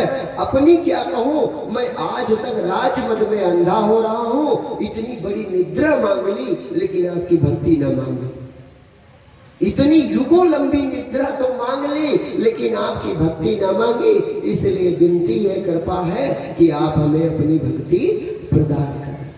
कहते हैं प्रभु कृपा से राजा मुचकुंद को जीवन मुक्ति प्राप्त हुई और इसके साथ द्वारिका बस ही चुकी थी, तो आज से भगवान द्वारिकाधीश बन गए। बोलिए द्वारिकाधीश भगवान की। द्वारिकाधीश बनने की जो अद्भुत घटनाएं हैं वो आरंभ होती हैं। भगवान का एक भी ब्याह मंगल रीति से नहीं हुआ है। अधिकांश ब्याह असुर रीति से हुए हैं, कुछ गंधर्व रीति से हुए हैं, कुछ स्वेच्छा से, जिसको स्वेच्छा प्रणय कहा जाता है। बहरहाल जो मंगल विधान होता है उस रीत से भगवान का कोई ब्याह नहीं हुआ। जो सबसे पहला ब्याह होता है भगवान का वो रुक्मिणी जी से होता है, आप सब जानते हैं। कथा उनकी ये है कि विदर्भ जो है, विदर्भ वो इस समय के महाराष्ट्र को कहा जाता है। इस समय जो महाराष्ट्र है उसे ही विदर्भ कहा जाता है। कहा जाता है कि विदर्भ के राजा थे राजा भीष्म, और राजा भीष्म की बेटी का नाम था रुक्मिणी। इनका एक भाई भी था रुक्मी। तो इनका जो रुक्मी भाई था वो शिशुपाल का मित्र था, तो वो चाहता था कि शिशुपाल के साथ रुक्मिणी का ब्याह हो जाए, इसलिए वो शिशुपाल के साथ ब्याह तय करवा देता। ब्याह की तारीख भी रख जाती और भीष्मक जो थे वो चाहते थे भगवान कृष्ण के साथ हो, लेकिन पिता की चल नहीं पाई क्योंकि रुक्मी जवान था और दुष्ट था, शिशुपाल से मित्रता थी, शिशुपाल बड़ा ताकतवर था। तो भीष्मक जी बेचारे विवश होकर के इस विवाह को स्वीकार कर रहे थे, लेकिन रुक्मिणी जी ने एक ब्राह्मण देवता के साथ एक पत्र लिखा और उस पत्र की बड़ी सुंदर बातें भागवत जी में लिखी है, इस चरितमानस में भी मैंने लिखी। वो जाकर के द्वारिका जाकर के भगवान को वो दूत जो ब्राह्मण देव है वो बताते हैं, और उसमें रुक्मिणी जी केवल यही कहती हैं कि मैं आपको मन से पति स्वीकार कर चुकी हूँ और मेरा जो भाई है वो बलपूर्वक मेरा ब्याह शिशुपाल से कराना चाहता है, इसलिए आप आए और मेरा हरण कर ले और हरण करके द्वारिका ले जाए, वहां मुझसे ब्याह कर ले, मैं ऐसा चाहता हूं। ये चिट्ठी में लिखा।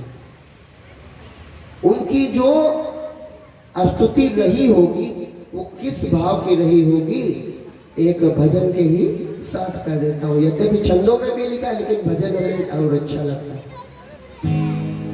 कि अपने चरणों का दास बना लो प्रभु, अपने चरणों का दास बना लो प्रभु, अपने चरणों का दास बना लो प्रभु, अपने चरणों का दास बना लो प्रभु, अपने चरणों का दास बना लो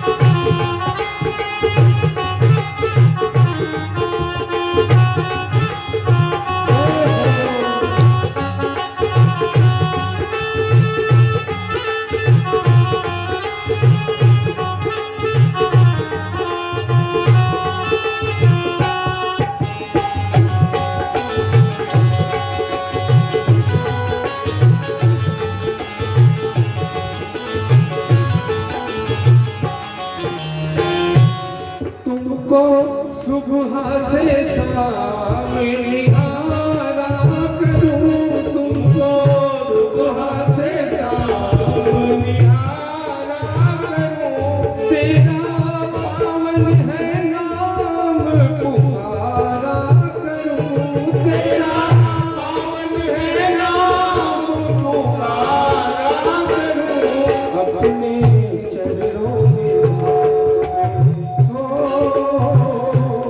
अपने चरणों में धाम में बसा लो प्रभु, अपने चरणों में धाम में बसा लो प्रभु, अपने चरणों में दास बसा लो प्रभु, अपने चरणों का दास।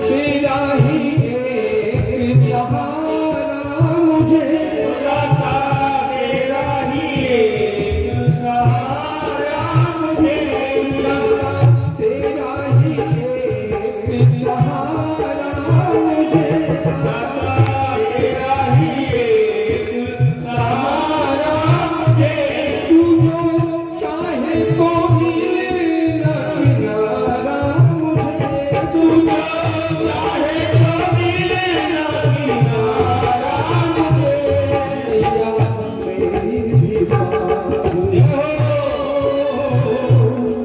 या मेरी भी पानी लगा दो, या मेरी भी पानी लगा दो, अपने चरणों का दास बना लो प्रभु, अपने चरणों का दास।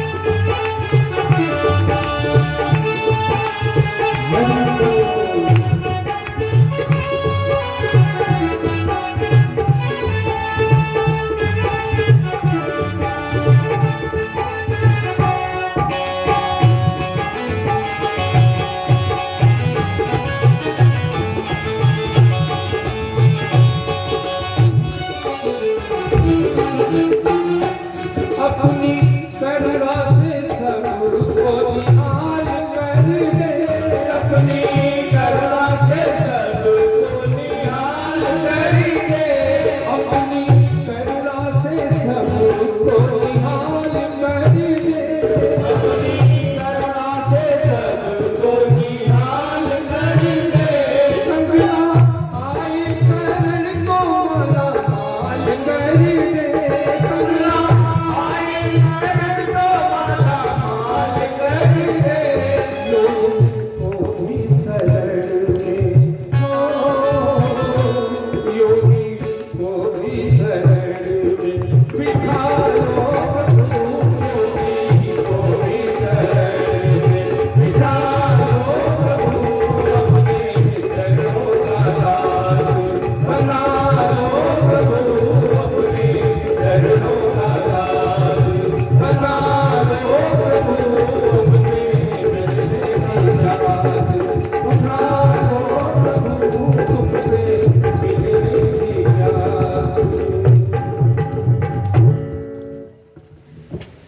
रुक्मिणी जी का पत्र पा करके भगवान ने बिल्कुल विलंब न किया और उन ब्राह्मण देवता को रथ पे बिठाया और वह भी जो है बिना विलंब किए तुरंत ही आ गए विदर्भ।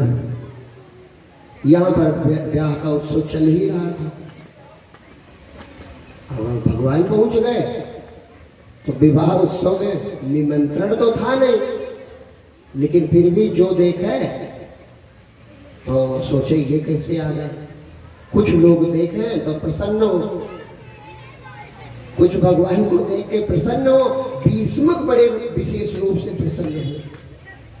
भीष्मक माने रुक्मिणी जी के पिताजी जो थे वो बड़े ही विशेष रूप से प्रसन्न हुए।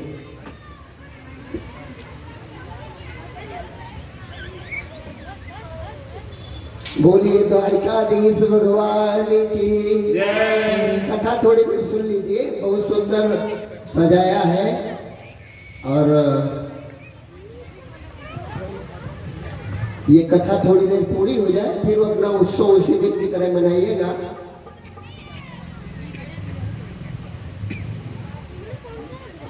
तो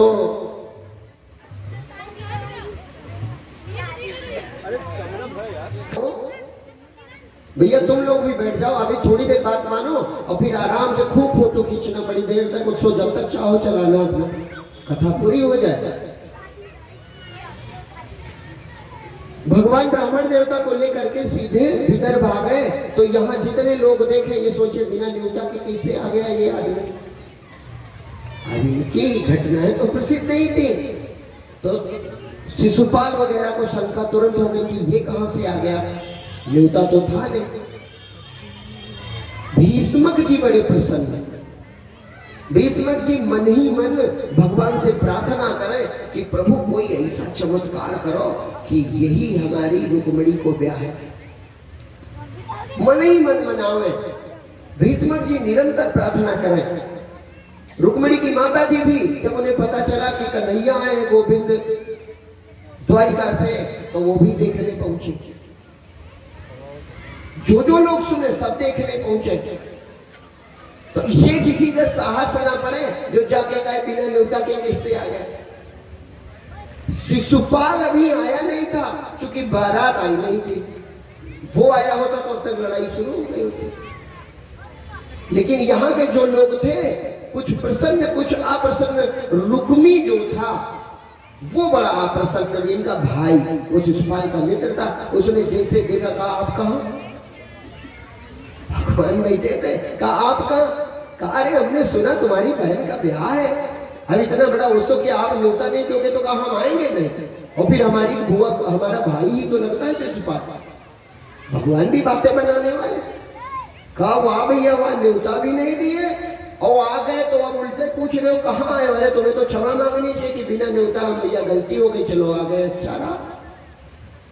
खैर रुक्मी का तुम बातूनी भी बहुत हो, खतरनाक भी बहुत हो, तुमसे डर लगता है। कहा हमसे काहे डरते हो? न्योता आए।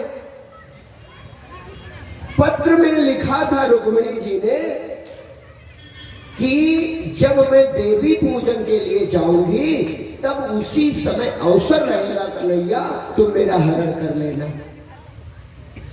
भगवान बस वहां बैठे और अपने गुप्तचरों से पता लगाओ कि देवी पूजा के लिए महल से बाहर कब निकल रही है रुक्मिणी। भगवान के अनुचर उसी में छुपे, स्त्री भेष में कुछ और कुछ पुरुष भी साथ में, और कोई जाने नहीं ये कहां से है। वो सब पता लगाने कि कैसे ये देवी पूजा के लिए निकल रही है। कहते हैं कि रुक्मिणी जी जब देवी पूजन के लिए निकली तो गुप्तचरों ने बता दिया कि अब पूजा के लिए रुक्मिणी जी निकल रही है। लिखा है नैन उठाए सलज निधारा, सन्मुख देखो प्राण अधारा। सखियों के साथ रुक्मिणी जी देवी पूजन की थाल लिए जा रही थी तो उन्होंने देखा तो सामने खड़ा देख लिया, जान गए आ गए तो कुछ धैर्य आ गए। मंदिर में पहुंची तो देवी जी से प्रार्थना जो करती है वो बड़ी अद्भुत है।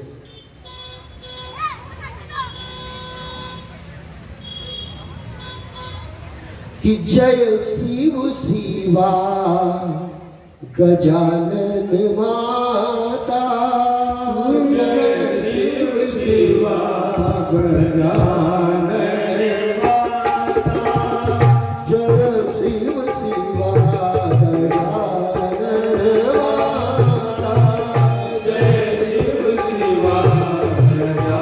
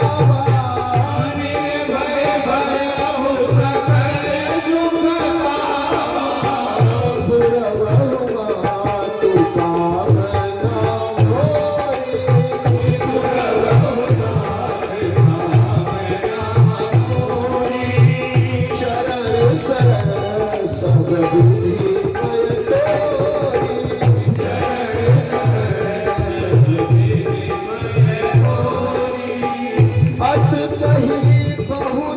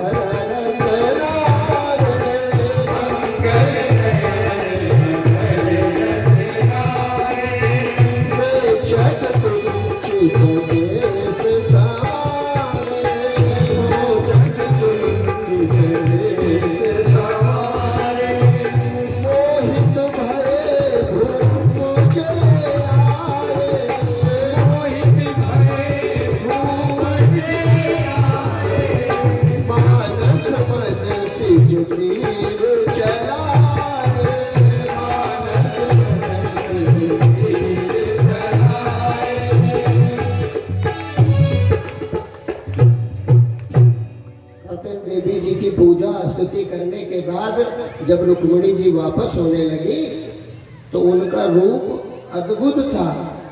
श्री अवतार माने लक्ष्मी जी का अवतार होने के कारण उनको जो देखता वही मोहित हो जाता। लेकिन वो मोहित ना होती, वो सखियों के साथ जा रही और चारों तरफ नजर केवल एक है कि वो कहाँ गया, वो कहाँ गया, जिसे पूजा में जाते वक्त देखा था। वो ढूंढ रहे, वो दिख नहीं रहे। भगवान पूरी योजना में थे, बस अचानक उनकी भगवान के यहाँ से जो गुप्तचर थे स्त्रियों के भेष में थे, कुछ स्त्रियां भी थी, बस वो अचानक आके और चारों तरफ से रुक्मिणी जी को घेर लिया। घेरने का मतलब कोई जान ना पाया क्या हुआ, वो स्त्रियां ही थी, बस वो अचानक जिस रास्ते से भवन जाना चाहिए अलग हो गए और तुरंत भगवान रथ लेकर आए और रथ पर बिठाए और रथ बिठा करके और गोविंद चल पड़े। जैसे चल पड़े बस अचानक हाहाकार मच गया कि अरे, जैसे रथ का नगर के बाहर निकला अचानक आकर अरे दुल्हन तो भाग गई। भाई यही सुर होगा, दुल्हन तो भाग गई। अभी बारात आने वाली थी, दुल्हन भाग गई, इतने में बारात भी उधर आ गई। अब शिशुपाल ने कहा ये क्या किया तुमने? तो कहा अरे वही आ गया था। कहा कौन? कहा अरे वही हम सबका दुश्मन। तो किसने बुलाया? कहा पता नहीं किसने बुलाया। भीष्म के पास पहुंचा और रुक्मिणी बड़े क्रोध में, तुमने बुलाया था? कहा तुमको बहुत प्यारा लगता है, हमें लगता है तुम्ही ने बुलाया होगा। और भीष्म बेचारे बूढ़े हाथ जोड़े, अरे भैया हमने नहीं बुलाया, और आ गया तो वो थोड़े ले जाएगा, आ गया ठीक है रहा, कम से कम उसके दर्शन। हाँ तुम दर्शन करो, वो भगवान है ना, तुम दर्शन करो केवल। इतना बड़ा अपमान हो गया और वही लेके गया और कोई नहीं गया। तो रुक्मिणी ने कसम खाया कि अगर बहन को वापस नहीं लाऊंगा तो नगर वापस नहीं आऊंगा। रुक्मिणी के भाई रुक्मिणी ने शिशुपाल से कहा चिंता न करो, मैं कसम खाता हूं कि अगर बहन को वापस लेकर नहीं आऊंगा तो मैं विदर्भ फिर दोबारा वापस नहीं आऊंगा। ऐसा कह के रथ लेकर निकला। लिखा है कि दौड़ते हुए माने रथ से भगवान तेजी से जा रहे, पीछे पीछे ये भी जा रहा है। तो इसने जब भगवान का रथ देखा, उसमें रुक्मिणी को बैठे देखा, तो एक साथ 3 बाण मारे। मार 3 कर कहे से सो, मार 3 सर कहे से सो, रुक जदुवंश कलंग, हवन वस्तु लय काक इव, भागे से कहा निसंग। कहा जैसे हवन की पवित्र वस्तु कोई कौवा लेकर भागने लगे, तू उसी तरह मेरी बहन को लेकर भाग के कहां जा रहा है। रे मद मूड दुष्ट खल दापी, कपटी कुटिल घमंडी पापी, भूमि परहि तन मम सर लागे, तेहिते प्रथम कुबुद्धि अबागे, बचन हमार मन सुनिकाना, तजी मम रुक्मिणी रखु बीच प्राणा। रुक्मी ने कहा कि जैसे हवन की पवित्र सामग्री कोई कौवा लेकर उड़ जाए, उसी तरह तू मेरी बहन को लेकर कहां जा रहा है। अब अगर अपने प्राण सुरक्षित चाहता है तो एक काम कर, मेरी बहन को मुझे दे दे, मैं तुझे जीवित छोड़ दूंगा। भगवान मुस्कुराने लगे। भगवान ने कहा, ध्यान नहीं दिया। रुक्मिणी से कहा कि चलो हम चलते हैं, इसको बकने दे। तो रथ धीरे धीरे भगवान आगे बढ़ाने लगे। एक घटना और हुई इतनी देर में, वो ये हुई जब शिशुपाल की बारात आई और शिशुपाल ने जाना ऐसा हुआ है तो वो भी सेना के साथ चल पड़ा। अच्छा, द्वारिका में जब भगवान चले थे तो अकेले ही चले थे। तो बलराम जी को पता चला कि अकेला कन्हैया गया है, इसका मतलब कुछ गड़बड़ जरूर है। तो बलराम जी भी आ गए थे। जब तक इधर से शिशुपाल पहुंचा तब तक बलराम जी आ गए। उन्होंने देखी, तुरंत उधर से आ ही रहा था उनका रथ। तो कन्हैया से कहा तुम आगे बढ़ो, और रुक्मी ने कहा इनको भी तुम देखना। क्यों? क्योंकि पीछे पूरी सेना आ रही थी शिशुपाल की। तो अकेले बलराम जो है वो हल लेकर खड़े हो गए। अब शिशुपाल की सेना ने केवल देखा, बस देखा, क्योंकि बलराम जी विलंब नहीं करते थे। बलराम जी ना कोई योजना बनाते थे मारने के लिए, और न बस सीधे बस उठाओ पटक दो और दूसरा काम ही नहीं था। वो मारने के लिए कोई उपाय नहीं करते थे। ये लिखा हुआ है कि दुर्योधन की बेटी से भगवान का पौत्र श्याम ब्याह चाहता था, ब्याह करना चाहता था। तो दुर्योधन ने उसे बंदी बना लिया था। तो अकेले बलराम जी आए थे और उन्होंने केवल अपने हल से पूरा सोचा कि इसको पलट ही दे पूरा हस्तिनापुर। तो केवल एक किनारे से, चूंकि पृथ्वी उनके सिर पे रहती, एक किनारे से दबा दिया तो कहा जाता है कि यमुना की ओर पूरा दिल्ली का हिस्सा झुका हुआ है।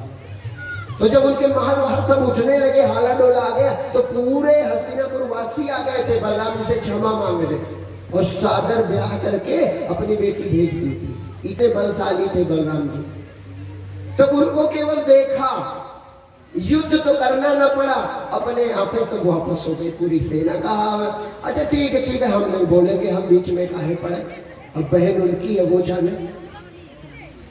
जब कोई किसी को शराब पिए और बड़ा नशा चढ़ा हो और इतने में दरोगा जी की गाड़ी आ जाए, नशा उसका गायब हो जाता है। काहे अपने से ज्यादा ताकतवर देखते ही क्रोध गायब। अगर क्रोध बड़ा चालाक होता है, हमेशा कमजोर पे आता है। कभी आप आजमा के देखो, कोई बड़ा गुस्सैल हो और उससे बड़ा बाहुबली आ जाए, गुस्सा हिरण हो जाएगा। देखो होता है कि नहीं होता। तो शिशुपाल बड़े क्रोध में दौड़े थे और जैसे बलराम जी को अकेले खड़ा देखा, हमसे मतलब नहीं है दाऊद, बहन उनकी है वो जाने और उनका काम है, हम जा रहे हैं अपने घर, हमसे कोई मतलब नहीं, लौट गए। बलराम जी हंसने लगेगा, ठीक जा रहे हो तो हम लोग को मारेंगे नहीं, जाओ लौट जाओ। वो चले गए। इधर जो है रुक्मी मान नहीं रहा था, इसने तेजी से रथ दौड़ा के भगवान को अपशब्द कहने के बंदे नहीं किया। तो भगवान ने सोचा कि इसको थोड़ा दंड देना जरूरी है। तो भगवान ने रथ रोका और रुक्मी वो बस एक बाण में ही उसका रथ खंडित कर दिया, सारथी मार दिया, घोड़े मार दिए, वो बेचारा नीचे गिरा। अब भाई था, सगा भाई है और छोटा भाई है, तो रुक्मिणी जी बेचारी रोने लगी, उनके आंसू बंद ना हो।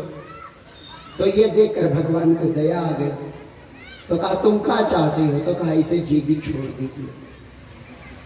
तो भगवान ने उतनी देर में अपमानित करने के लिए उसके कहीं कहीं केस मुड़ा दिए, मैंने कहीं कहीं के बाल बना दिए थे।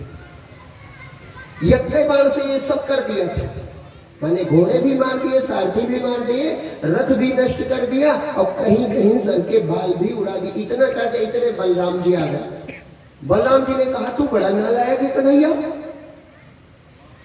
तो कहा भैया क्या हो गया?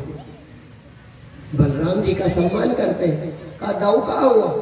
अरे ये तेरी पत्नी का भाई है और ऐसा कोई अपमानित करता है, छोड़ो इसे, भागो यहां से, चलो द्वारिका जाओ। तो भगवान रुक्मिणी जी के साथ द्वारिका चले गए। रुक्मी को बलराम जी ने समझाया कि क्यों दुश्मनी लेते हो और प्रेम से रहो और आप हमारे रिश्तेदार हो। उसने कहा दाऊ मैं आपसे जीत तो नहीं सकता, लेकिन मैंने कसम खाई है मैं घर नहीं लौटूंगा, तो मैं लौटूंगा नहीं। तो जहां पर यह घटना हुई वहीं पर रुक्मी ने भोजकट नाम का नगर बसाया। वो दोबारा वापस नहीं गया क्योंकि बात वाला था। और जब महाभारत का युद्ध हुआ तो दुर्योधन की तरफ से उसने युद्ध भी किया। और उसके बाद भगवान द्वारिका आ जाते हैं।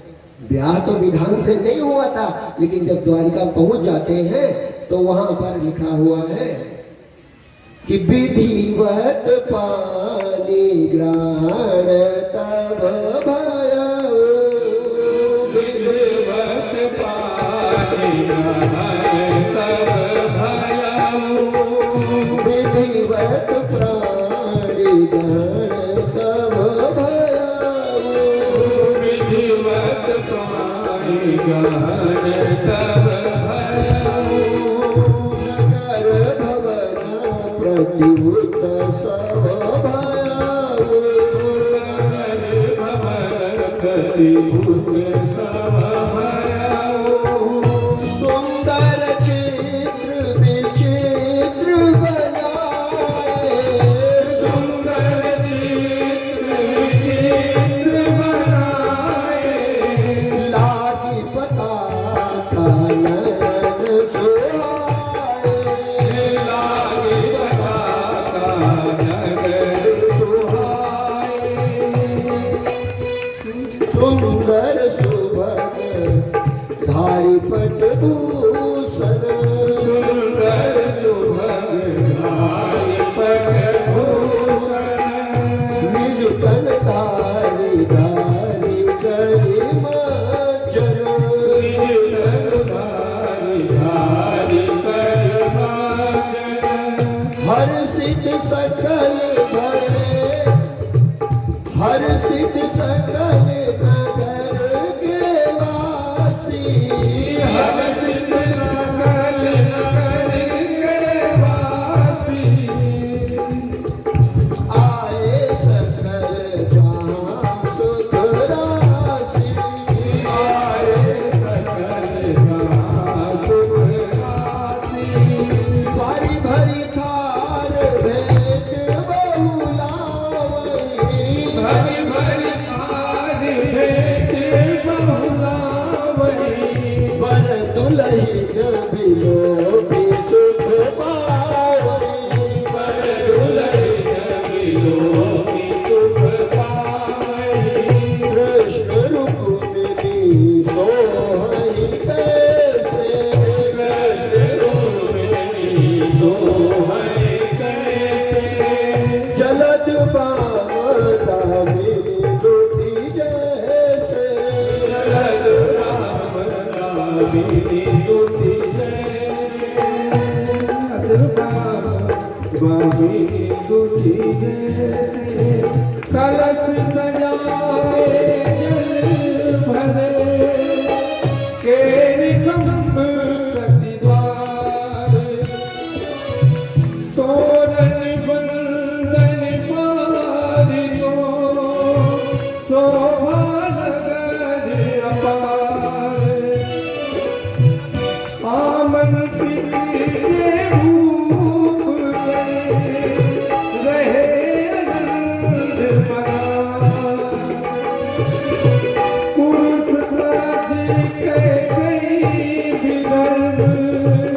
मूर्ति वंश तेरा। बोले सच्चिदानंद भगवान की जय। इस प्रकार से भगवान का ब्याह हुआ। सारे नगर वासियों ने मिलके खूब उत्सव मनाया। अब हम चाहते हैं आप लोग भी उसमें शामिल हो।